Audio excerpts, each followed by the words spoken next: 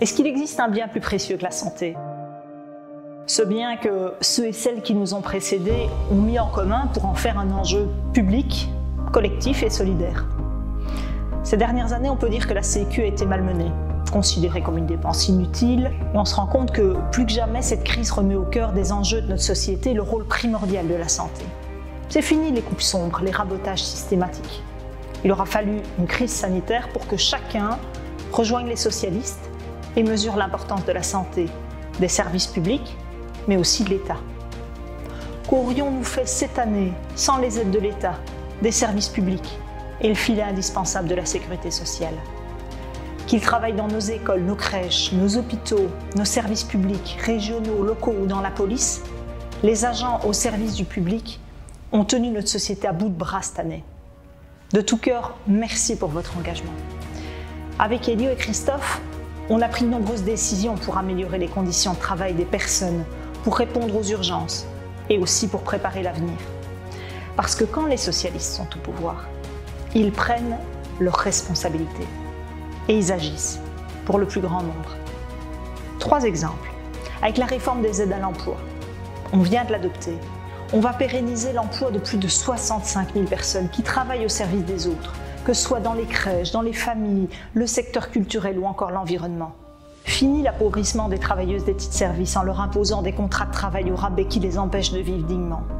Grâce aux socialistes, elles verront leurs conditions de travail s'améliorer.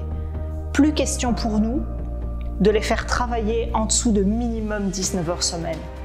Le combat pour augmenter leur salaire poche sera aussi porté par Pierre-Yves Dermagne.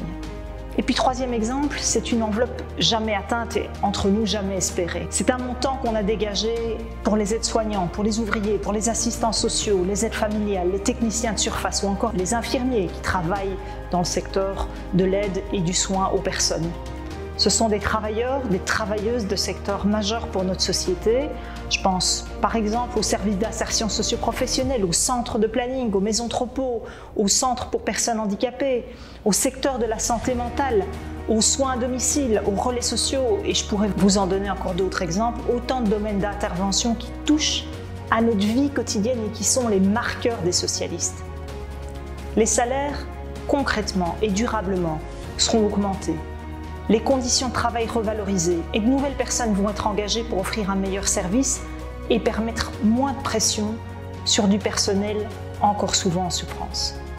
Avec les socialistes, concrètement, c'est près d'1 milliard d'euros qui sera injecté en Wallonie sous cette législature pour revaloriser les salaires et les conditions de travail. Après cette année infernale, on est tous impatients de retrouver nos libertés.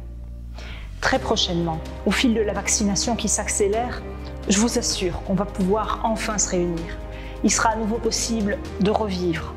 On pourra alors débattre, se serrer dans les bras, s'embrasser, avoir le bonheur de refaire le monde ensemble ou encore, mieux, de le changer pour le rendre meilleur. Dans le tumulte de cette crise, il est encore possible de rêver les yeux ouverts. De loin, mais avec vous, je vous souhaite une excellente fête du travail. Bon 1er mai.